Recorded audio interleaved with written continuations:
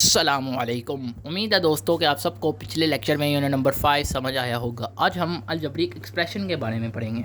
ये एक algebraic expression है। इसमें देखें गौर से तो ये भी एक वेरिएबल है 5x², क्योंकि x जो है वो एक लेटर है और जब लेटर इन्वॉल्व हो जाए तो वो वेरिएबल बन जाता है। इसी तरह ही यहाँ पर देखें तो यहाँ पे भी ये लेटर है x और 3 है, तो ये भी एक एक्सप्रेशन का अलजबरिक एक्सप्रेशन का एक हिस्सा है। इसी तरह ये भी इसी तरह अगर यहाँ पे देखें तो यहाँ पे भी ये देखें, यहाँ पे वेरिएबल है, ये भी वेरिएबल है, यहाँ पे कांस्टेंट है। इसी तरह यहाँ पे दोनों जगह वेरिएबल है। तो बाद जगह अलजेब्रिक एक्सप्रेशन में सिर्फ और सिर्फ वेरिएबल्स होंगे या बाद जगह वेरिएबल और कांस्टेंट्स होंगे। तो ये अलजेब्रिक एक्सप्रेशन की पहचान होती है। तो अलजेब्रिक एक्सप्रेशन की डेफिनेशन क्या है?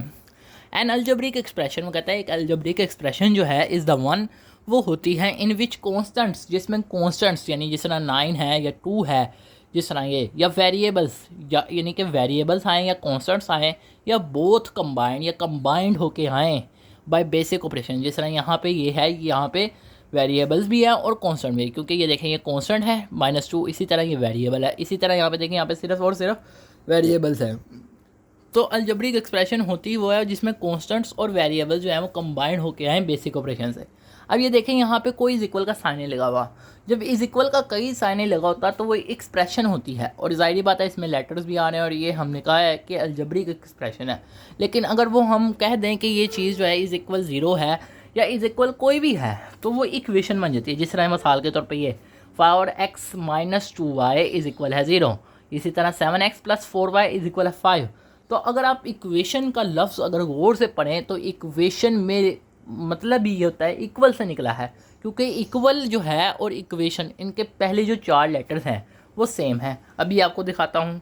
अब यहाँ पर देखें तो इक्वेशन का भी जो पहले 4 लेटर हैं इक्वा, यानी इक्वा वैसे पढ़ते हैं लेकिन यहाँ पे इक्वेशन पढ़ेंगे। तो इक्वेशन असल में मेरा बताने का मकसद ये है कि इक्वेशन में जो है वो इक्वल का साइन आता है, जबकि एक्सप्रेशन में इक्वल का साइन नहीं आता।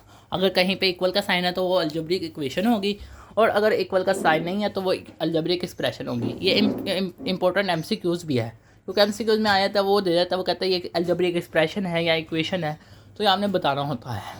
तो उम्मीद है कि आपको ये समझ आई होगी। और इसके अलावा एक डिग्री का कॉन्सेप्ट है, वो भी बड़ा अहम है। डिग्री जो होती है वो किसी भी जो एक्सप्रेशन है उसमें जो सबसे बड़ी पावर होती है वो उसकी डिग्री होती है। अगर यहाँ पे देखें, यहाँ पे 2 है, यहाँ पे 2 है, यहाँ पे देखें दोनों वेरिएबल आपस में मल्टीप्लाई हो रहे हैं तो इनकी डिग्री आपस में प्लस होगी। 4 + 3 7। तो 7 जो है, अब देखिए यहाँ पे 7 3 बन रहे हैं, 7 भी है, 2 भी है और 2 इधर भी है। तो जो सबसे बड़ी है वो 7 है। तो 7 की वजह से यानी कि ये देखें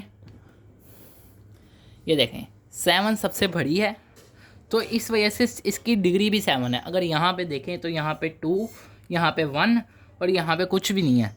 तो अब यहाँ पे 2 सबसे बड़ी इसकी पावर है। इस एक्सप्रेशन में जो सबसे बड़ी जो पावर है वो 2 है, तो इसकी डिग्री भी 2 है। इसी तरह यहाँ पे भी देखें तो यहाँ पे भी 2 है। तो इस तरह डिग्री होती है। डिग्री असल में किसी भी एक्सप्रेशन में जो सबसे बड़ी पावर आ रही होती है वो उसकी डिग्री होती है। तो उम्मीद है कि आपको ये समझ आई होगी। ये बड़ी इंपॉर्टेंट चीज़ें थी। ये इसमें से 2-3 नंबर के आपको एमसीक्यूज़ आ जाते हैं और शॉर्ट क्वेश्चन भी आ जाता है कि डिग्री क्या है, वो एक्सप्रेशन दे देता है या एमसीक्यूज़ में पूछ लेता है। तो ये चीज़ें बड़ी अहम थी। और वीडियो को मेरी अब सब दोस्तों से गुजारिश है एंड तक देखा करें, मुकम्मल देखा करें, स्किप ना किया करें, क्योंकि वीडियो का हर हिस्सा बहुत इंपॉर्टेंट होता है। अगर आप वीडियो का कोई भी हिस्सा स्किप कर देते हैं तो वो आपको समझ नहीं आती है। और आप सबसे जितना हो सकता है अपने दोस्तों के साथ शेयर करें ताकि उनको भी आसानी से समझ आ सके और वो आसानी से मैथ को हल भी कर सकें और समझ भी सकें। और जिन दोस्तों ने अभी तक चैनल को सब्सक्राइब नहीं किया वो सब्सक्राइब भी कर लें। शुक्रिया। अब हम कल जो है इसकी प्रॉपर्टीज़ पे भी आएंगे इंशाल्लाह।